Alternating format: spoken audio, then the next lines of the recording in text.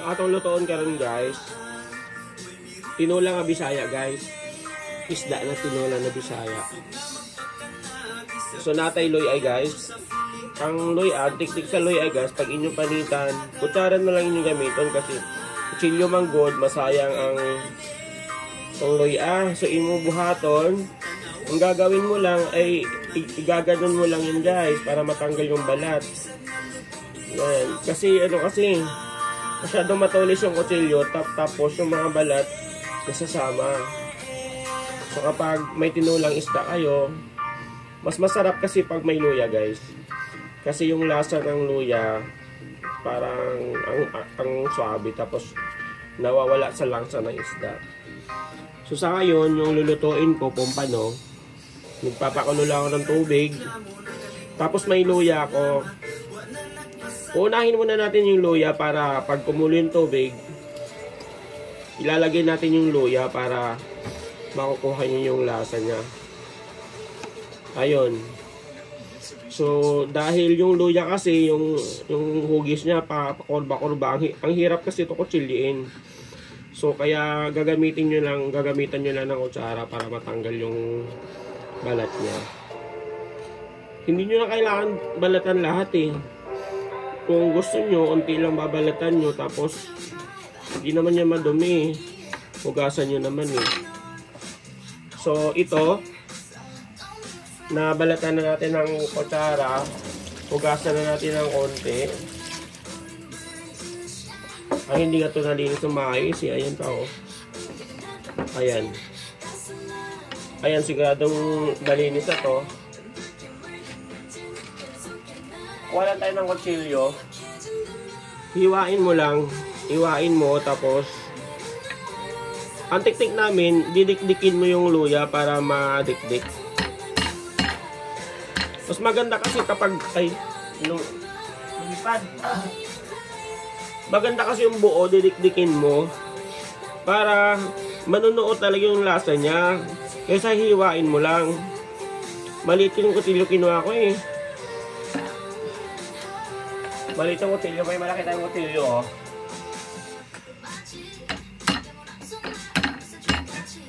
Ayan, so nadurog na siya. Mas maganda kasi kapag durog. Hindi naman namin kinakain yung luya eh. So ilalagay mo lang sa kumukulong tubig. So ayan, ilalagay mo. Tapos pala isasama mo yung isasama mo yung tanglad. So ito yung kaunahing ingredient din ng tinolang Bisaya, tanglad. Pero ang dami naman ng tanglad na to guys. Kasi sa market kasi, pag bibili ka ng tanglad, may minimum 10 ata to eh. Nakabalot na, so wala ka namang choice. Gagamitin natin 2 tanglad kasi sobrang dami naman natin yan eh. Hindi na ito nagagamit. Gagawin mo lang siguro sa tanglad, kukuhanan mo ng medyo matigas sa dulo. Ayan. Malinis naman to siya guys. Tapos ang gagawin mo, iikutin mo lang, di ba? Ganito. Ganito, tapos iikutin mo lang siya para hindi magulo pag nilalagay mo na sa kumukulong tubig. Tapos ganyanin mo. Yan. Ito lang yung technique. Hindi naman kailangan na basta lang mano mo lang, maayos mo lang. Hindi naman kailangan na sobrang ganda yung pagkaano. Pero ito, ang pangit. So para mas maganda guys, ang gagawin natin dyan ugasan muna natin yung tanglad para matanggal yung mga alikabok. Mas maganda na dikdikin mo na rin yung yung ulo ng tanglad kasi dito kasi nanonood yung mga laman or lasa niya. So isasama natin sa sama natin dito sa kumukulong tubig. Ay, nahulog. Ang hirap naman ito. Yan. So para sa sarap pala yan guys, lalagyan natin ng kamatis. May kamatis kami dito. Isang araw ito kamatis. Pasira na kasi itong kamatis yun eh. So ugasan mo lang yung kamatis. Gamitin natin yung dalawang kamatis. Siguro yung pagkahiwa ano lang, malaki lang. Huwag masyadong maliit para makain mo naman ng maayos. Kaysa durog na durog yung kamatis, hindi mo nakakain eh. Masisira naman lang to. Gawin natin dalawa. Ayan. Ang sabaw nyo pala guys, sa tinola guys, depende yun sa inyo. Mahilig kayo sa sabaw, idabihan nyo.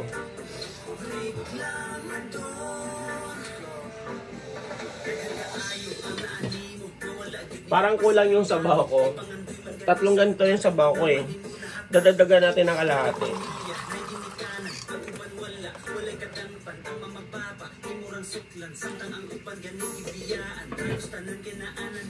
Para hanggang hapunan na rin.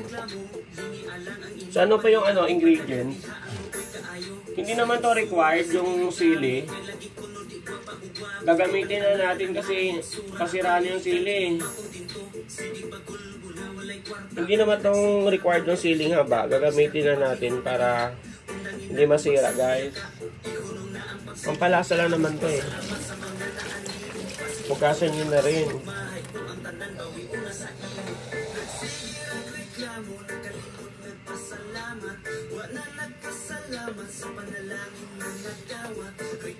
Ang masarap ilalagay sa panlasa guys, bitsin at asin.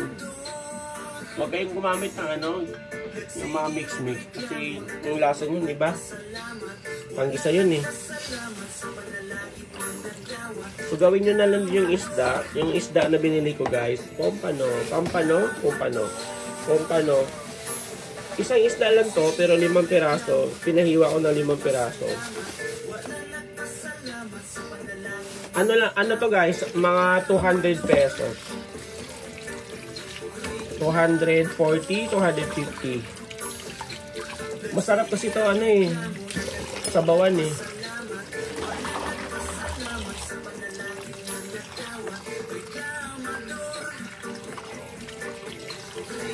Ayun oh. Kilala yung pompano? Ayan. So 5 piraso to. 200 pesos. Pero sulit na guys ha. Sulit na rin to ha. Uubusin ko na lang to kasi hanggang hapunan naman to eh. Tanghali at hapunan eh. Hindi ko alam kung sinasali ba to. Parang may may natira pa eh. Hindi naman inubos ni ate yun eh. May natira pa sa ilalim eh. Hindi ko kinakain to eh. Baka papangit yung lasa, sayang. So ang gagawin na lang natin, pag hindi tayo sigurado, tanggalin na lang natin. Sa ilalim siya, hindi natatanggal eh.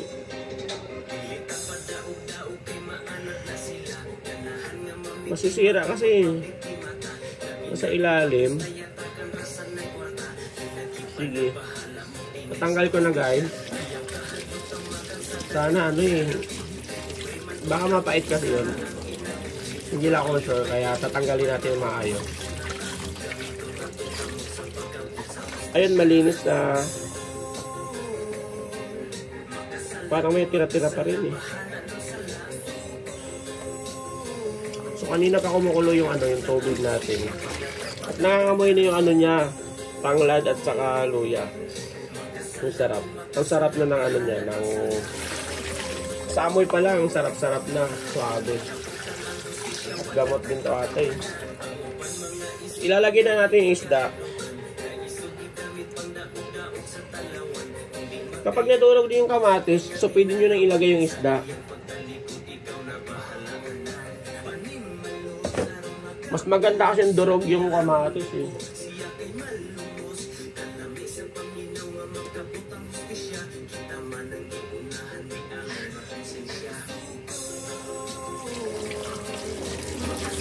May nakalimutan ba tayo?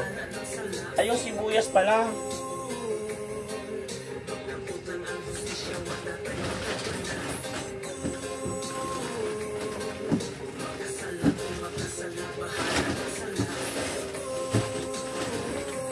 Sibuyas.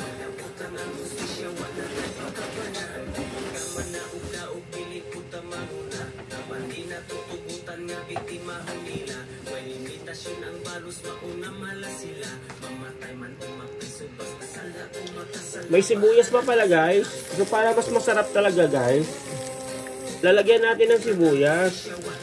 Ang ilalagay ko guys, shallot. Ito. Itong sibuyas na pula. So dahil madami yung tubig natin, so mga 2 piraso siguro. Tama na yung 2 piraso.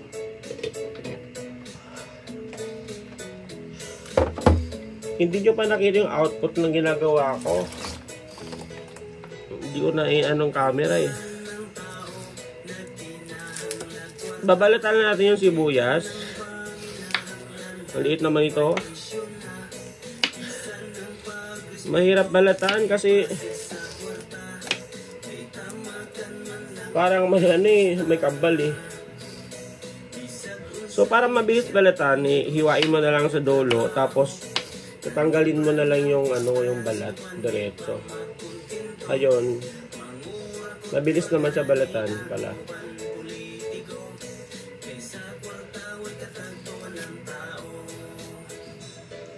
Ayan.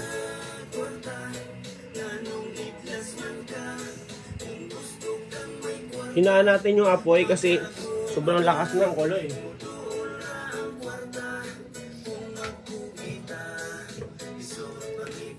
Hindi na naman natin ilalagay yung isda kasi malambot din eh. Ang pangit kasi pag sobrang durog yung isda eh. Dapat naman tama lang para yung lasa niya masarap. Mas masarap na yung pag presko eh. Ayun. Medyo nahirapan ako magbalat kasi maliliit kasi ito eh. Mas mura. Nakita ko lang kasi ito tapos namurahan ako. Alis dyan, Tax. Matapunan ka, alis dyan.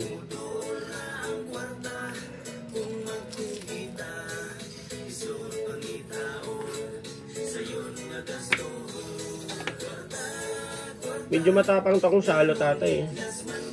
Matapang na sibuyas. So na lang, huwag na natin ayusin ng maayos, ganyan.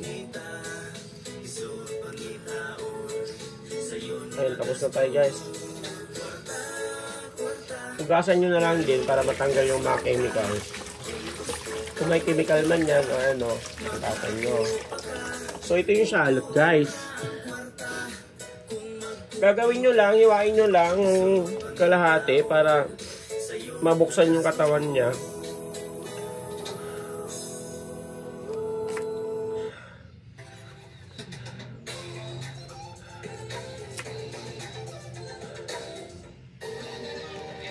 Ayun. Tapos ilagay nyo na sa tinulan nyo. Pakita ko sa inyo guys anong itsura ng tinula.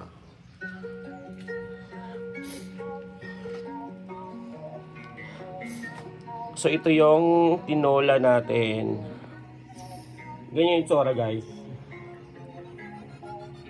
Papakuluan na natin tapos huwag natin masyadong haluin, baka madurog yung isda. Titikman natin, lalagyan natin ng asin at lalagyan natin ng bitsin. Sarap. Sarap na kumain. Gutom na ako. Kapag naglagay pala kayo ng asin, lang yun guys, tansya-tansya lang. Eyeball method.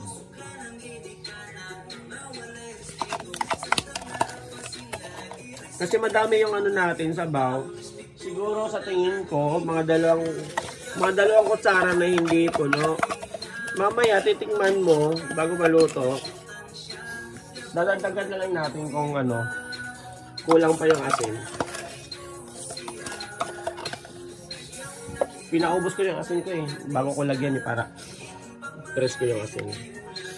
Tapos may bitsin po tayo. Hindi naman nakakasira ang bitsin. Sabi-sabi lang nila eh. Paninira lang yan guys. Paninira ng US. Sorry guys.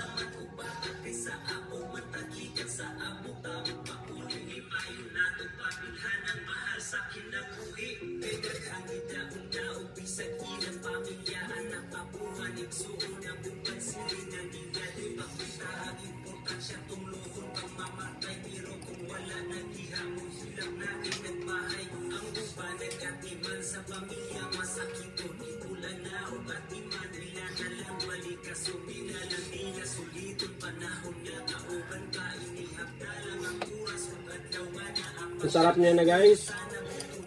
Kaso medyo ano eh, kulang ng ano eh, asin eh.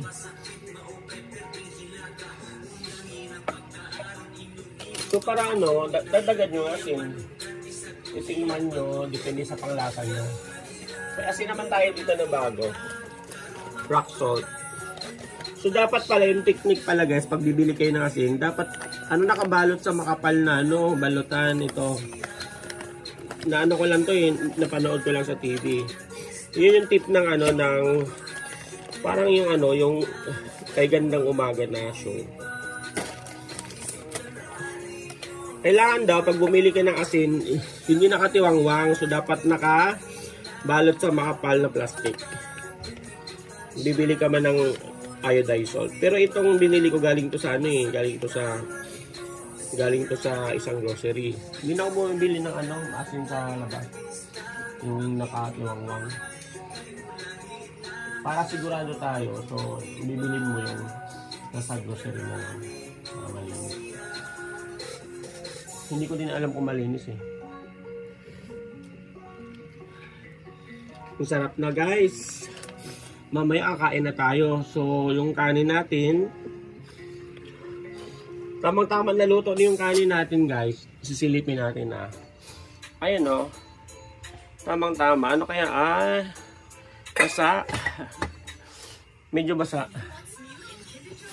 Yung ano pala, tinola natin, ang napag-isipan ko, ilalagay ko ito, Chinese cabbage.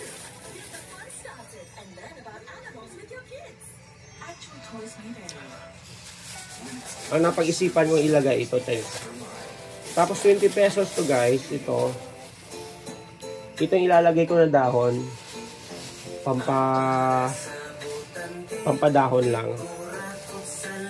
Na nakalimutan ko na yung okra guys. Siguro hindi ko na ilalagay yung okra eh. Aside pala sa ano, may ilalagay tayong sibuyas, pampabango. Ito, sibuyas down, ilalagay natin. Siguro unti lang.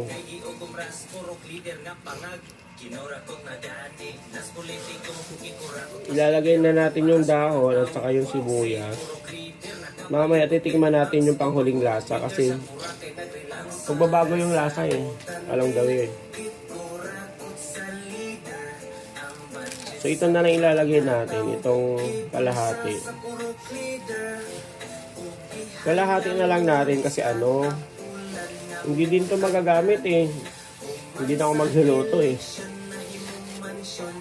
Mamaya siguro, pag iinitin ko, magdadagdag tayo ng gulay kasi pag lahat ilalagay natin eh madudurog na mamaya pag iniinit natin. So kailangan natin ilagay yung ibang gulay pag kakainin. Initin natin mamaya, lalagay natin doon.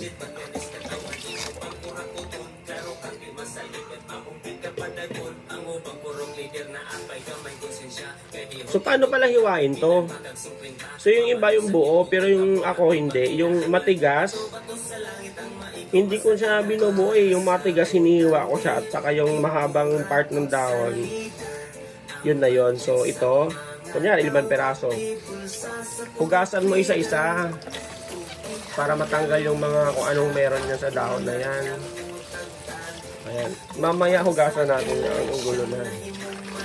Ayan. Pagkatapos mo hugasan guys,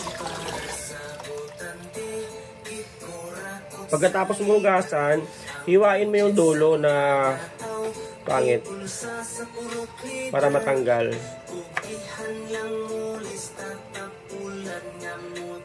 Guys, pasensya na, ang gulo ha. Pero mamaya, lilinisan naman natin yan. Ang gagawin mo dito guys, kunyari itong dahon, sobrang haba, di ba? Hiwain mo lang yung medyo matigas na portion. Unahin mo yung matigas, tapos ito, ihuhuli mo para hugasan mo ulit kasi, di ba, madumi. Ayan. Kahit isasabay mo na pala, okay lang yun.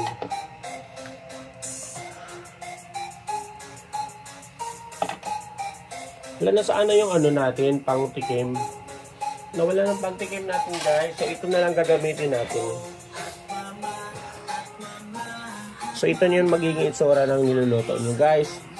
Yung pampano, mataba siya kasi may taba ako nakikita eh. Ganyan.